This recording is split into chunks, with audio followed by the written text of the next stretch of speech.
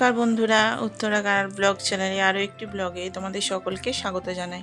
কেমন আছো বন্ধুরা? আশা করি সকলে ভালো আছো, আমিও খুব ভালো আছি। তো তোমাদেরকে বলে রাখি আমার ব্লগ কেন এত দেরিতে যাচ্ছে। তো প্রথমে বলে রাখি আমাদের এখানে গণেশ পুজো চলছে, তো তার জন্যই কিন্তু অনেক মাইকের আওয়াজ এবং বক্সের আওয়াজ এগুলো সব চলছে। তো সেই অনুযায়ী আমি ব্লগে ভয়েস ওভার দিতে পারছিলাম না। তোমরা যখন এই ব্লগটা দেখছো তখন গণেশ পুজোর বিসর্জনের দিন, আর সেদিনকে আমি এটা ভয়েস ওভার দিচ্ছি। তো দেখো বন্ধুরা, কয়েকদিন নিরামিষ খাওয়া দাওয়ার পরে বাচ্চারা একেবারেই নিরামিষ খেতে চাইছিল না। তো ওর বাবা আজকে শুক্রবার, তাই সকালবেলায় কিছুটা মাংস এনে দিয়ে গেছে, তো সেটাই আমি রান্না করতে বসিয়ে দিয়েছি। দেখো বন্ধুরা, প্রথমে আমি আলুটা ভালো করে ভেজে তুলে নিলাম, তারপর পেঁয়াজগুলো দিয়ে ভালোভাবে ভাজা করার পরে আদা রসুন বাটা দিয়ে কষিয়ে নিয়েছি। তারপরে অ্যাড করে দিলাম টমেটো এবং তারপরে অ্যাড করে দিলাম অল্প করে নুন আর সমস্ত রকমের গুঁড়ো মশলা, লঙ্কা হলুদের গুঁড়ো। তো বন্ধুরা, আমার ভিডিওটা ভালো লাগলে একটা অবশ্যই লাইক করে দিও। তো এরপরে দেখো বন্ধুরা, মশলাটা ভালো করে কষিয়ে নিয়েছি। কষানোর পরে অ্যাড করে দিলাম মাংসটা, আর মাংসটাও ভালোভাবে দিয়ে কষানোর পরে একটু আলুটা অ্যাড করে দিলাম, কারণ মাংস আর আলু দুটোই সিদ্ধ হতে অনেকটা সময় লেগে যায়, তো আলুটা লেটে দিলে সিদ্ধ হতে চায় না। তো এখানে দেখো বন্ধুরা, আমি সবসময় গোটা গরম মশলা ইউজ করে থাকি, তো সেটাই দিয়ে দিলাম। দিয়ে ভালোভাবে মশলাটাকে কষিয়ে নিচ্ছি এবং ভালোভাবে ঢাকা চাপা দিয়ে একটু কষিয়ে নেবো।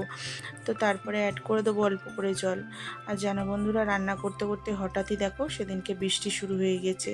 এটি শুক্রবারের ভিডিও, তো সেদিনকে বৃষ্টি শুরু হয়ে গিয়েছে। তো আগের দিন জানো জামা কাপড়গুলো দিয়েছিলাম রোদে, তো আগের দিনের ভিজে ছিল বলে সকালে রোদে দিয়েছিলাম। তো দেখো বন্ধুরা, সব ভিজে যাচ্ছিলো, ওটাকেই তুলে নিয়ে চলে এলাম। আমরা যারা বাড়িতে থাকি, সংসারের সমস্ত কাজ করি, তাদের কিন্তু সব দিকেই নজর হয়। সমস্ত রান্না এবং তার বাচ্চা এবং তার সমস্ত সংসারের কাজ, এগুলো ছাড়া আমাদের অন্য কিছু মনেই থাকে না। তো এখানে দেখো বন্ধুরা, আমি ভাতটা করে নিয়েছি, আর ভাতটা হয়ে যাওয়ার পরই আমি গ্যাসটা ভালোভাবে মুছে নিই। তো চলো ভালো করে গ্যাসটা মুছে নিলাম, পুরো টপ কাউন্টারটা সুন্দরভাবে মুছে পরিষ্কার করে নিচ্ছি। আর তারপরে দেখো বন্ধুরা, একটু চা বসিয়ে দেবো।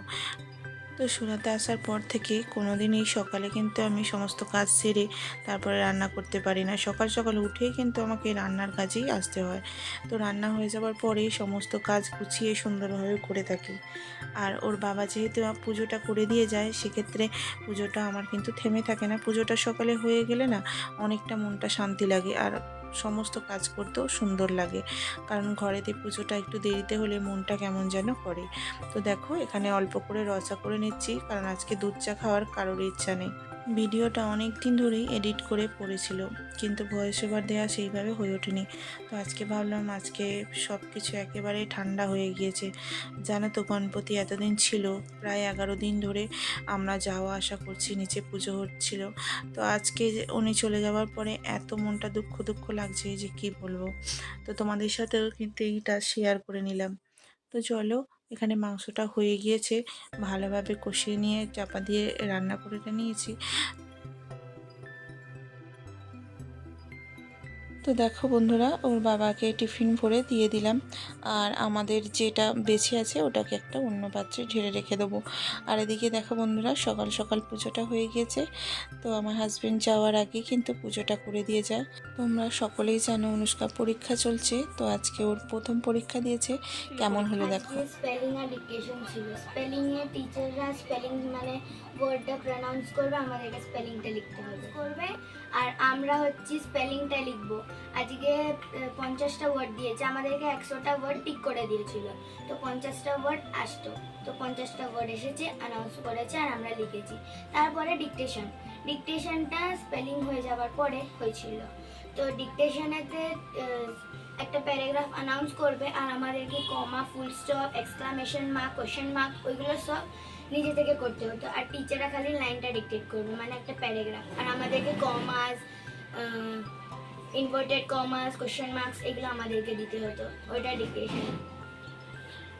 তো খিদে পেয়েছে? হ্যাঁ, কালকে পড়ার জন্য বেশি করে খাওয়া হয়নি। আচ্ছা, তো কি খাবে আজকে? আজকে যেটা রান্না হয়েছে, আচ্ছা, তরকারি যদি হয় তাহলে মুড়ি খাবো তরকারি। চেঞ্জ করে নাও, ঠিক আছে। ওকে। তো যেহেতু মাংস হয়েছিল, তো আজকে কিন্তু ওদের নাস্তা সেরকম খাওয়াইনি, একেবারে ভাতেই বসিয়ে দিয়েছি, দুজনকে খাইয়ে নিচ্ছি। আর এদিকে দেখো বাবু ও দিদিভাইয়ের সাথে একসাথে খেতে বসে গিয়েছে। তো চলো ওদের দুজনকে খাইয়ে নিই। যখনই আমি বাবুকে খাইয়ে দিই তখনও মনে হয় যে অনুষ্কাও তো আমার সামনে বসে আছে, ওকে যদি না খাইয়ে দিই আমারও মনটা কিন্তু খারাপ লাগে। তো ওকে দুজনকেই একসাথে খাইয়ে দিই। আমার কিন্তু এটা করতে খুবই ভালো লাগে, আর দুজনকে নিয়ে একসাথে বসে খাওয়াতে আমারও খুব মজা লাগে।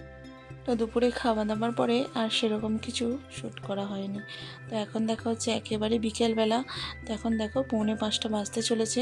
তো তখন সকালবেলা খেয়েছিল বলে আর সেইভাবে ওদের খিদে পায়নি, আর মাংস খেয়েছিল বলে আমি জোর করে সেরকম খাওয়াইনি, কারণ বাচ্চাদের বেশি জোর করা ভালো নয়। তো এখন দেখো বন্ধুরা, ও অনুষ্কা মুড়ি খাচ্ছে আর বাবু ওর সাথে বসেছে। তো আমি একটু ম্যাগি করে নিতে এলাম অল্প করে আমাদের জন্য। তো অনুষ্কা দেখো মুড়ি খেতে খেতে আবার ওই ম্যাগি করেছি, ভাইকে দিলাম। তো ও কিন্তু আবার ম্যাগি খেতে চাইবে, তো দুজনকে দিয়ে দেবো। চলো বন্ধুরা, তোমাদের সকলকে অনেক ধন্যবাদ জানাই যারা আমার ভিডিওতে কমেন্ট করেছো। তোমাদের সকলকে অসংখ্য ধন্যবাদ আমার ভিডিও দেখার জন্য এবং আমাকে সুন্দর সুন্দর কমেন্ট উপহার দেওয়ার জন্য। আর এদিকে দেখো ম্যাগিটা নিয়ে নিয়েছি, বাবুকে দিয়ে দিলাম। আর অনুষ্কা মুড়ি খাওয়া বাদ দিয়ে আবার চলে আসবে কিন্তু ম্যাগি খেতে। তো বাবু সবসময় দিদিভাইকে বেশিটা দেওয়ার চেষ্টা করে, যখনই ও কোনো কিছু খায় আগে দিদিভাইকে বেশিটা দেবে, তারপরে কিন্তু ও খাবে। এইভাবেই ও দিদিভাইকে খুবই ভালোবাসে। আর আর এদিকে অনেকক্ষণ ধরেই একটি ট্রেন দাঁড়িয়ে আছে, এটি যাত্রীবাহী ট্রেন। তো প্রায় 1 ঘন্টা হবে এই ট্রেনটা সিগন্যাল পাচ্ছে না। আর ওই পাশে দেখো একটা মালগাড়িও দাঁড়িয়ে আছে, ওটাও কিন্তু সিগন্যাল পাচ্ছে না। তো ভাবলাম তোমাদেরকে একটু দেখাই। তো যারা অনেক দূরে কাজে আসে তাদের কিন্তু 1 ঘন্টা দেরি মানে অনেক দেরি হয়ে যায়। কি জানি কেন ট্রেনটা এতক্ষণ দাঁড়িয়েছিল। তো অনেকটা দেরির পরে তারপরে ট্রেনটা যাবে, তো তখনও তোমাদের সাথে শেয়ার করব। তো এখন দেখো বন্ধুরা, আগের দিন যে শপিংগুলো করে এনেছিলাম সেগুলো রাখারই জায়গা খুঁজছি। তো এখানে যে বড় বড় ডাব্বাগুলো দেখতে পাচ্ছ, এগুলোর মধ্যে আমি সমস্ত গ্লোসারিগুলো স্টোরেজ করে রাখি, কারণ আমার সেরকম কোনো বড় কিচেন নয় যে ওখানে আমি রাখতে পারি। তো এখানে ডিমার্ট থেকে কিনে আনা সমস্ত গ্লোসারিগুলো রেখেছি। প্রথম ডাব্বাটায় সেরকম জায়গা ছিল না, তো আগের গ্লোসারিগুলো রাখার জন্যে। এখন দ্বিতীয় ডাব্বাটা খুলেছি, ওর মধ্যে দেখো এটা ছোলার ডাল আর ওইটা মুসুরির ডাল। তো ওগুলোই বেশি করেছি খাওয়া হয়, তো ওইগুলোই বেশি করে আনা থাকে যাতে তাড়াতাড়ি আমি পেতে পারি। আর তোমরা দেখেছো এখানে আগের ভিডিওতে একটা মুদিখানা দোকান ছিল আমাদের সামনে, সেটা কিন্তু একেবারেই তুলে দিয়েছে দোকান সমেত। আর যেহেতু খাস জায়গায় করেছিল সেই জন্য, তো সেই জন্য আমাকে বেশি করে সমস্ত জিনিস এনে স্টোরেজ করে রাখতে হয়, কারণ এখানে এই সামনে কোনো দোকান নেই। কোনো জিনিস আমার দরকার পড়লে অনেকটা দূরে যেতে হয়, কারণ এখানে মুদিখানা দোকানটা তুলে দিয়েছে। তাই জন্য একটু বেশি করেই গ্লোসারি এনে রাখা হয়, যাতে সব সময় আমি পেয়ে যাই হাতের কাছে। তো দেখো এখানে সমস্তগুলো রেখে দিচ্ছি গুছিয়ে, আর যেগুলো আমার দরকার সেগুলো বাইরে রেখে দিচ্ছি। আর এই তেজপাতাটা এনেছিলাম কবে, খুঁজে আর পাই না, একদম নিচে চলে গেছিলো, তাই ওটাকে ভালো করে খুঁজে টুজে বার করে নিলাম।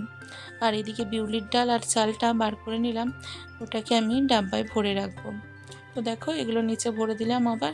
আর চলো বাকি ম্যাগিটুকু আমি খেয়ে নিই, কারণ অনেকটাই সময় হয়ে গেছে, ম্যাগিটা ঠান্ডা হয়ে যাবে আর ওরাও কিন্তু বোর হয়ে গেছে। তো এখানে ম্যাগিতে আমি অল্প করে একটু সস নিয়ে নিয়েছি, আর বাবুকে একটু অল্প করে খাইয়ে দিলাম। আর অনুষ্কা দেখো মুড়িটা ছেড়ে দিয়ে ম্যাগি খেতে শুরু করেছে। তো তোমাদের সঙ্গে দেখা হচ্ছে একেবারে সন্ধেবেলা। আরতি করা হয়ে গিয়েছে আমার ঘরে, এবার চলে এসেছি গণেশ পুজোর আরতিতে। তো এখানে আরতি করা হয়ে গিয়েছে, তখন আমি আর ক্যামেরাটা চালু রাখিনি। তো আরতি শেষ হওয়ার পরে দেখো আমি ক্যামেরাটা চালু করেছি, আর কত সবাই এই আরতিতে আসে এবং সবাই মিলে সুন্দরভাবে গান গায়। এত সুন্দরভাবে আরতি হয় যে কি বলবো। তো আমার প্রত্যেক দিনই যেন এসে এখানে খুবই ভালো লাগে। তো দেখো বন্ধুরা, এখানে প্রধান ডান্স হচ্ছে গরবা ডান্স। তো যে কোনো পুজো বা পার্বণে এরা গরবা ডান্স করে থাকে। তার দেখে দেখি আমার মেয়েও কিন্তু অনেকটা শিখে গিয়েছে। তো বন্ধুরা, ভিডিওটা কেমন লাগলো অবশ্যই কমেন্ট করে জানিও, আর নতুন হলে আমার চ্যানেলটাকে সাবস্ক্রাইব করে আমার পাশে থেকো। আর বেল আইকনটাকেও ক্লিক করে নিও। দেখা হচ্ছে পরের একটা সুন্দর ব্লগে।